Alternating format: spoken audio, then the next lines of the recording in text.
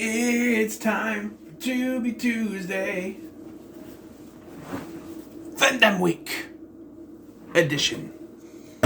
Alright, here we go. Move over. Book. Trying to get this straightened. Alright, so we are continuing Van Damme Week here on the channel. Excuse me, tacos for lunch. And we are looking at 2004's Wake of Death. Yes, I have the physical media DVD of this, but I did watch this on Tubi, so it counts. I was a little worried about this because because they put this in like a triple feature with In Hell and Derailed, which I almost bought, but I ended up buying these separate because I wanted the Steelbook for. Sorry, I smile when I say Steelbook. In Hell, it came in the Steelbook, so yes. So I bought the other one separately, and Derailed, another good movie.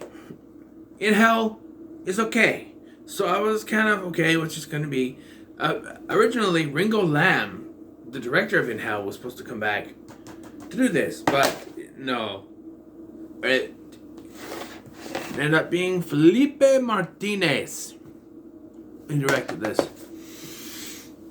I actually think this is the best of the three. In Hell was good. But the problem with In Hell and Derailed is they're all bottle films. You know what I mean? They take place mostly one place, one location. In Hell takes place mostly in a jail, prison. Derailed takes place mostly on a train. Not much you can do there, you know. It's Die Hard on a train. It's I'm stuck in prison again because, you know, Death Warrant was good. So, Death Warrant is the better version, by the way. But here, you actually get Van Damme moving. Man, I'm sorry. Let's my teeth or something.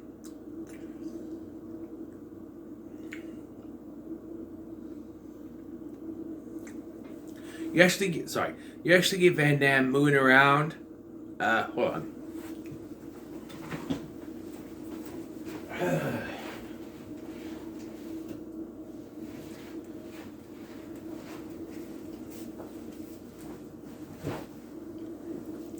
There you go. A drink will wash it down. Alright, so in this one you actually get Van Damme moving around a lot. Although I was confused at first with this movie where it was going. Because not where it was going, but like certain character things. Like, okay, the writing in this apparently just the writing in this is not very good. But I find it to be one of those movies you could just sort of enjoy, even though the writing isn't very good. It's a Van Damme movie, by the way. But there's just so many lapses in the writing where it's like, how do they know that this? How do they know to do that? Well, that's convenient. The story here is that Ben Archer is a former, well, he's a mob enforcer who wants out. And his wife brings home a little Chinese girl, who is on the run after witnessing her mother's murder at the hands of Sun Quan in China. And Archer's wife is murdered. We'll get to that. Which leads him on a revenge mission, and Sun Quan wants the girl, and stuff happens, and yeah. So this movie starts with Van Damme remembering something, and it cuts to a scene that we'll see that's like an hour into the film. It's a chase scene. You see a tanker about to hit Van Damme's vehicle, and then we cut to Sun Quan and the mother of our of the little girl character, Kim, her mother, having sex.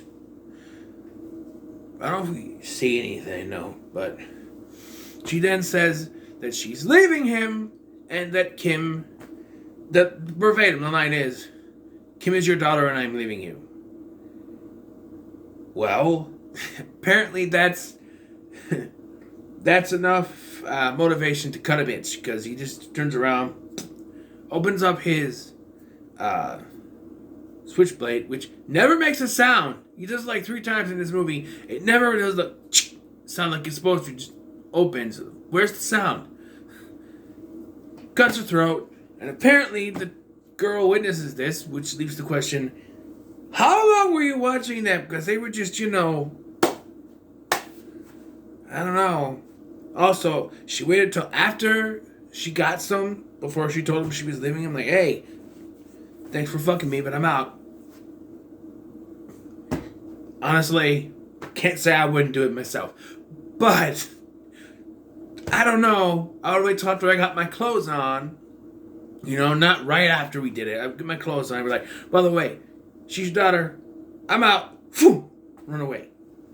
Not just sit there holding a blanket on you and saying, oh, she's your son and I'm leaving you. And yes, it feels like exposition to give us exposition. Like, oh, she's your daughter and I'm leaving you. Okay, no, we don't need you anymore. Okay, then we don't need you anymore.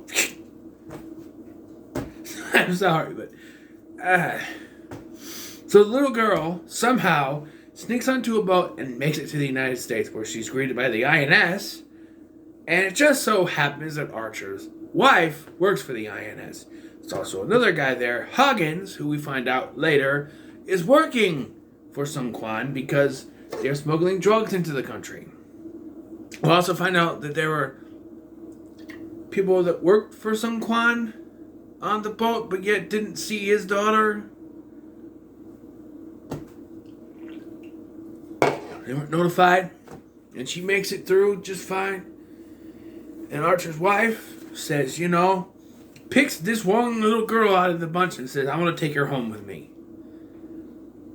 Why? And they let her.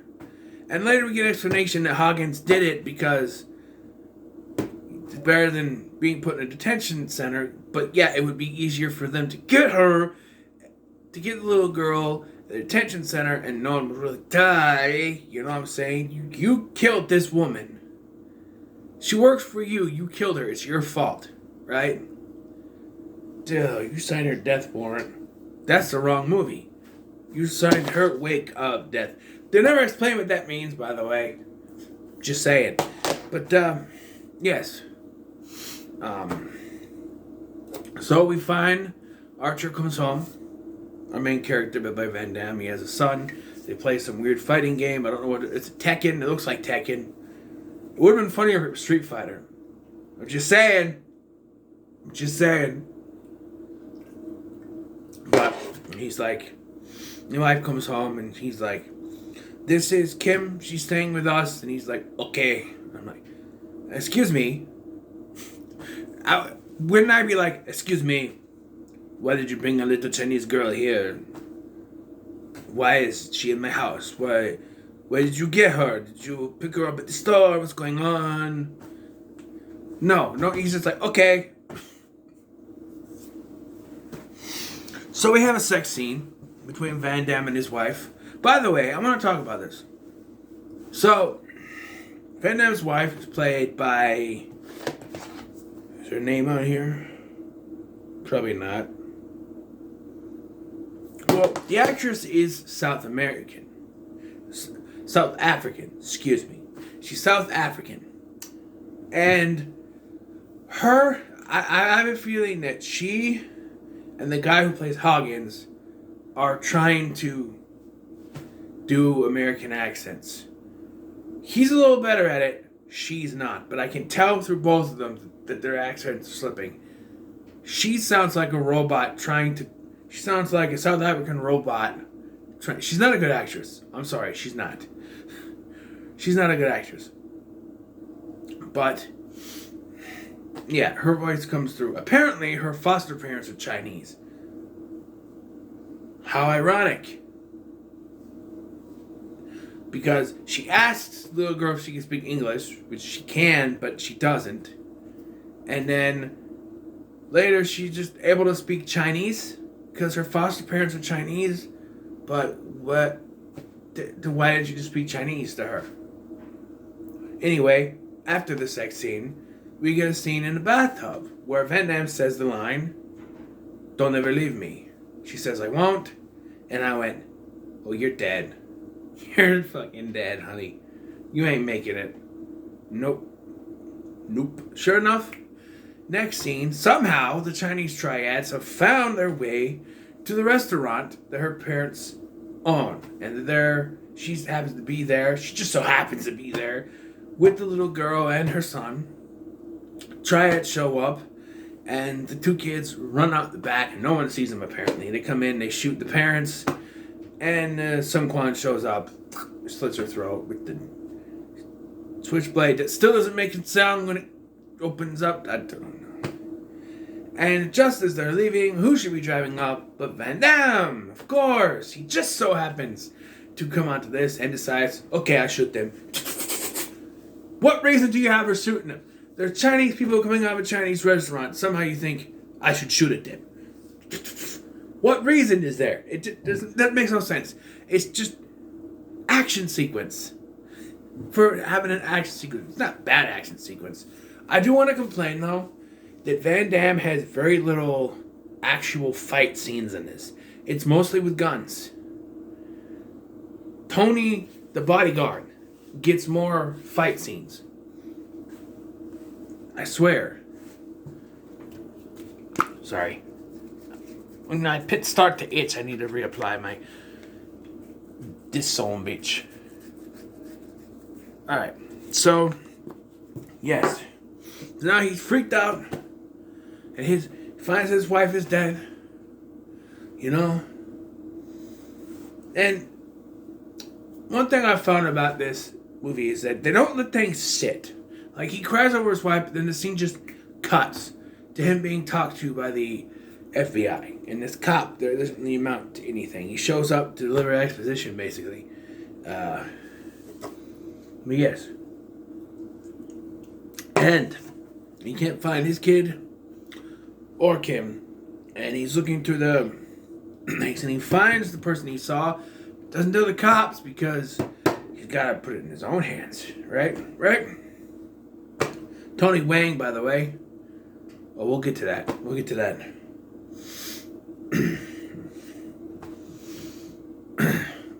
So anyway, he goes home and he pours himself a drink, and he really starts to... you start to see the emotion come from Van Damme's face. A lot of people say, Van Damme can't act, he's only good for kicking and punching. He can act, alright? He can act, and this is the point. Watch this scene. The emotion on his face. It's fantastic. Too bad it's ruined by a Chinese assassin bursting through the freaking window. Yeah, you see this touching scene of him breaking down after his wife's death. And crying, and then glass everywhere. Like, give us time to breathe. Give us time to take in the scene before you have a Chinese guy break through the window. There's a bit of a fight. The guy runs off. Van Damme goes out shooting his gun into the air, which is illegal and he should be arrested, but he doesn't. Instead, he gets a phone call because reasons from his mob boss, Max, who is, I guess, part of the family because the kids went there somehow. We don't find out how or why, but they did. They're there, and Max, wrong movie. That's Time Cop. There's a Max, but it's Archer. Van Damme comes in. He goes, "Where's my son?" He's sleeping. I want to correct something. So I watched Decker Shadow's review for this. They're not Italian mobsters. They're French. This is evident by the fact that they speak fucking French. And he's like, oh, Dagger Shadow said they were Italian because they were eating pasta. 1, that's racist. 2, don't judge them because they eat pasta. French people eat pasta too. They speak French to each other. Their bodyguard, one of them, Reginald, is French. They're French. And I think I'm starting to get a hang at some French because the Reginald guy, whatever his name is, he asked Van Damme in French if he wants coffee. And I understood it. I'm like, did he just ask if he wanted coffee? Qu'est-ce que de café or whatever. Like, he just asked if he wanted coffee. I started to understand a little bit of French. I mean, I speak a little bit of Spanish, but no sentences. But I understood what he was saying. Somehow. I knew it was what he wanted. Yes. And he asked the little girl, why did my wife bring you to my house? And I said, because if they didn't, there'd be no plot. Literally, there would be no plot. If they let her go to the detention center, some people who worked at the detention center would have gotten killed. No plot. Although they could actually write in that she went to check on them, and she got killed while she was there, and they could still work around and bring that plot around, but the kids are safe. For now. So they decide to find this Wang, Tony Wang, what is his name? Andy Wang, whatever his name is, the Wang. So he and Tony go wearing ski masks, which doesn't do anything because he takes off the ski masks when he's in there. And yes, they go to a brothel. So Van Damme is in the brothel staring right at Wang.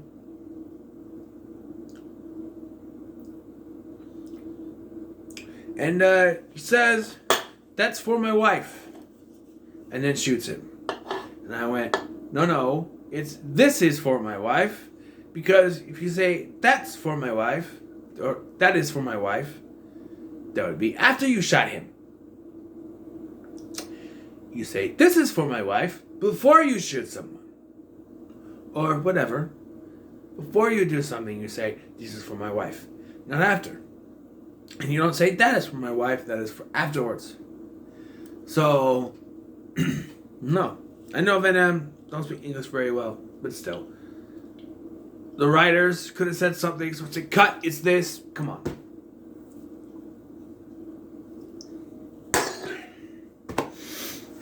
But they kill him.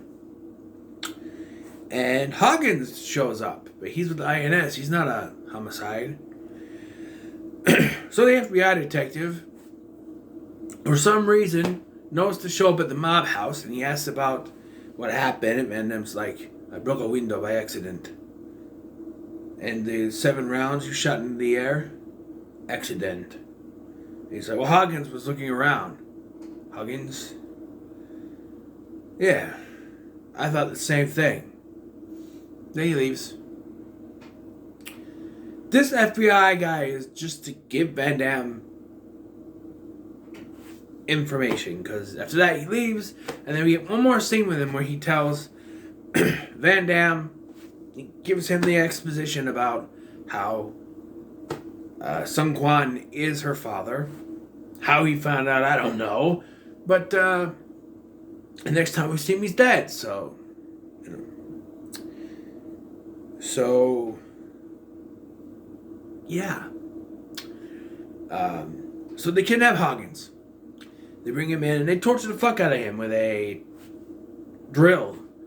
It is one of the most grotesque scenes. You don't see much, but I don't want to think about it. It's terrible. Meanwhile, Van Damme gets a call from the FBI guy. Goes down. And they're dead, but he chases out the triads and has another action scene. And then comes back to find... But then, as he arrives, Tony also arrives. He goes in, and he finds Max and Reginald dead. Kids are gone. The Van Damme sees them, and he chases after them, and we get the scene that we saw at the beginning of this, where you think things gonna hit him and explode, but no, he gets out of the way, hits another truck, explodes. He's able to get Kim out. And you think, oh no, his son is dead. And the writer's like, oh wait, his son was in that car, right? Oh, there's another car that we didn't see, and his son's in there because reasons. We're almost done. We get to the end. He decides he's going to take them down. Take down Sun Quan. So he and Tony and Kim, and the little girl's going with them. He tells her to stay on the dock, and if he's not back in 20 minutes, call the cops. So he and Tony go in, different sides. And Tony gets so much of the hand-to-hand fight sequences in this. I think he dies because he gets slashed to hell by one of the bodyguards. But eventually, Archer does get to Sun Quan, kills him, and it's also left open-ended as whether or not Van Damme dies as well, because he's laying there bloody, his son is holding him. Does he die? Who knows? The film ends with the cops coming, so that was a quick 20 minutes. And, yeah. It actually lasts about less than 10 minutes, but film time, maybe 20. I don't know. Final act, I should say. It's not bad. There was a lot more going on than in the other two. In Hell it was just a fighting tournament like in Death Warrant. Derailed was just Die Hard on a train. Not much to do with those. There was a lot going on. A lot of fight scenes, a lot of explosions, everything going from an action movie. That's why I think it's the better of the three. And when it comes to Wake of Death, I'm going to say it's pretty good. A lot of people say this is a shitty movie. I actually think this is one of Van Damme's better direct-to-video efforts, in my opinion. Yes, so we'll continue Van Damme month. Next, not sure which one yet. I got a stack of movies over there, so we'll figure it out. But until then, what are your thoughts on Wake of Death? When it comes below, be sure to like, share, and subscribe. Thank you for watching. I've been Scotty, and I'll see you in the next one.